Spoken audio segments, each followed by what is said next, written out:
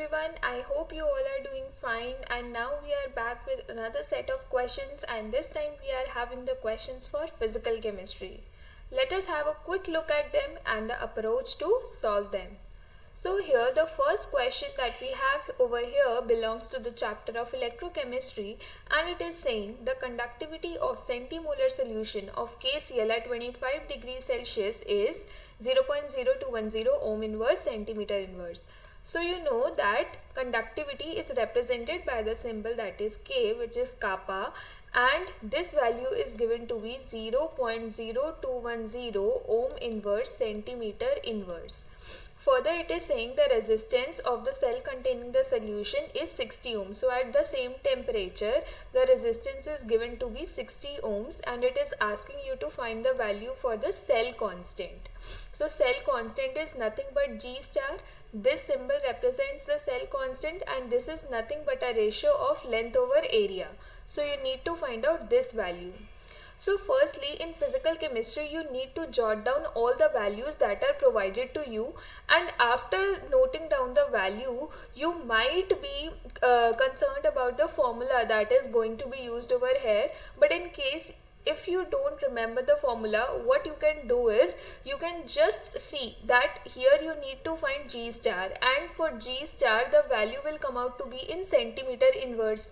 So using these two values, how you can get the value in centimeter inverse alone, you can just simply multiply them. If you will multiply them, ohm and ohm inverse unit will cancel out with each other, and all you will be left is with centimeter inverse. So that is one way you can use the trick to apply to find the value for G star, and hence the value for cell constant. But if I talk about the formula, then we all are aware about this formula, that is R is equals to rho L by A. So using this formula, if I reciprocate the LHS and RHS side, then I'll be getting this value. Okay, so this is this. So 1 over R is nothing but your conductance, which is G, and 1 over rho is nothing but kappa, and A over L. How you can write it? You can just write it in the denominator, which is nothing but your G star. So this L by A represents your G star.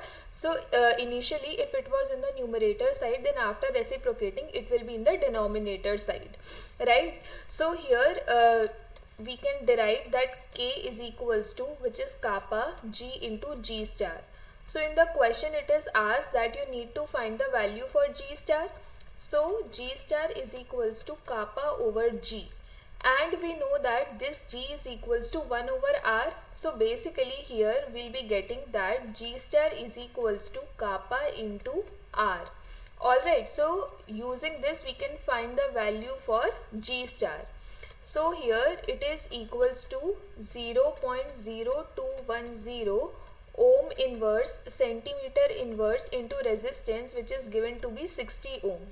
So as I was saying initially, even if you don't remember the formula, you can see that this ohm inverse and ohm will cancel out with each other, and you will be left is with the centimeter inverse unit. So you just need to multiply 0.0210 with 60, and that is going to give you the value, that is 1.26 centimeter inverse, and that will be the answer for your cell constant. So here out of all these four options, the correct answer is going to be the third one, which is 1.26 centimeter inverse. So I hope you understood this question. Let us now move to our second question of the day. So here the second question belongs to the chapter that is chemical kinetics, and here it is asking you basically, here assertion and reason are given and you have to choose the correct one. So here A is saying a reaction can have zero activation energy, and reason R is basically telling you about the definition of activation energy. So here if I look at the first statement, that is assertion, it is saying a reaction can have zero activation energy, which is false. So you all must have studied the Arrhenius equation, which is K is equals to A e raised to the power minus Ea over RT. So here if activation energy is 0, then K would become equals to A, which is practically not possible because each and every reaction requires some amount of energy to get activated and participate in the reaction, and hence a reaction cannot have zero activation energy. So assertion A is false. Next, if I talk about the reason R, it says the minimum extra amount of energy absorbed by reactant molecules so that their energy becomes equal to threshold value is called activation energy. So this is exactly the definition of activation energy, that minimum barrier which needs to be absorbed by reactant molecules so that it becomes equal to the threshold energy. The minimum energy that is required for a reaction to occur is called as the activation energy. So this assertion A is false but R is true. So the correct option out of these four will be the fourth one, which says A is false but R is true. So I hope you understood this question. Let us now have a look at the last question of our day, which basically belongs to the chapter States of Matter, and it is asking, which amongst the following options is correct graphical representation of Boyle's law? So before answering to this question, let me take you to your favorite equation, that is PV is equals to nRT, which is your ideal gas equation. So if you remember, you derived this equation using various laws like Boyle's law, Charles' law, Avogadro's law, Gay-Lussac's law. So here it is talking about the Boyle's law. And we discussed that basically in Boyle's law it states that pressure is inversely proportional to volume. So in order to remove this proportionality sign, we introduce a constant that is K, right? So here if I take V to the left hand side, it will give me PV is equals to K, which is nothing but a constant, right? So this is basically my equation for the Boyle's law. So here we are given four graphs. So first we need to see which one of them represents the correct graphical representation for the same. So since pressure is inversely proportional to volume, so the graph, if plotted between P versus V, then it will be a parabola. But if you are plotting a graph between P versus 1 by V, then it should be a straight line. How a straight line? So we know the equation for straight line, that y is equals to mx plus c. So here if I basically compare this equation, let's suppose we are taking this equation P is equals to K over V. So if you compare it with y is equals to mx plus c, so you can write it P is equals to K into 1 by V plus 0. So here on y axis you have pressure and slope represents the constant m, and 1 by V is on your x axis plus c, and the intercept is 0. So if you compare it with a straight line, you are able to get it, and hence P versus 1 by V will represent a straight line. So if I talk about the first option here, P versus V is a parabola, then this can be one of our options. We need to check this condition if it holds true for this or not.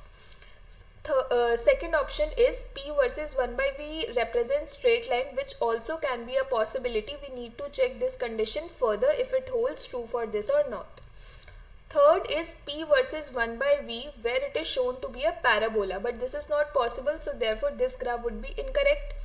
Fourth option says P versus T. So here in Boyle's law we have to represent the relation between pressure and volume and not between pressure and temperature.